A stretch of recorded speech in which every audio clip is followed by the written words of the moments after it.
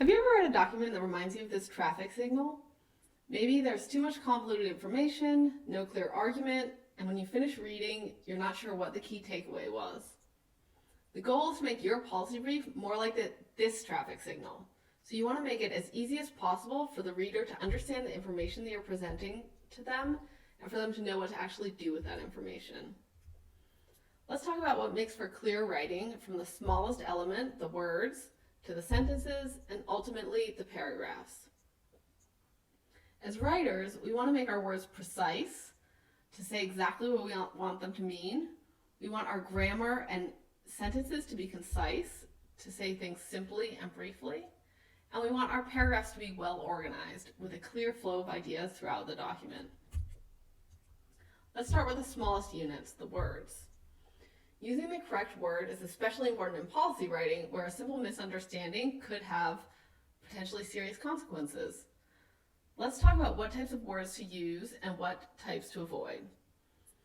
First, you want to be careful with jargon. Jargon is language that's specific to one field of practice and that might not be obvious to people outside that area or field. So for example, you want to avoid scientific terms if your readers are non-scientists. You don't need to oversimplify. Your audience is made up of policy decision makers after all. But unless you're addressing a group of academics from your field, you want to ensure that your terms don't require an advanced degree to understand.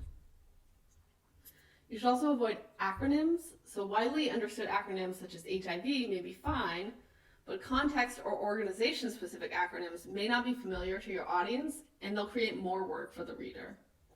If you use them repeatedly in your brief, just make sure you define them on their first use. Next, you want to use consistent terminology. So that means use the same words to mean the same things throughout the brief. And finally, use inclusive words.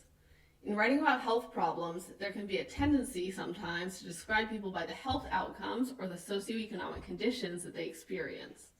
For example, saying diabetics instead of people with diabetes, or the poor instead of people living in poverty.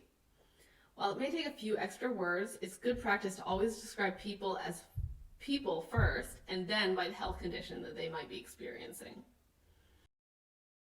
And likewise, we should obviously avoid any terms that could be pejorative or have negative connotations, and use gender-neutral terms wherever possible.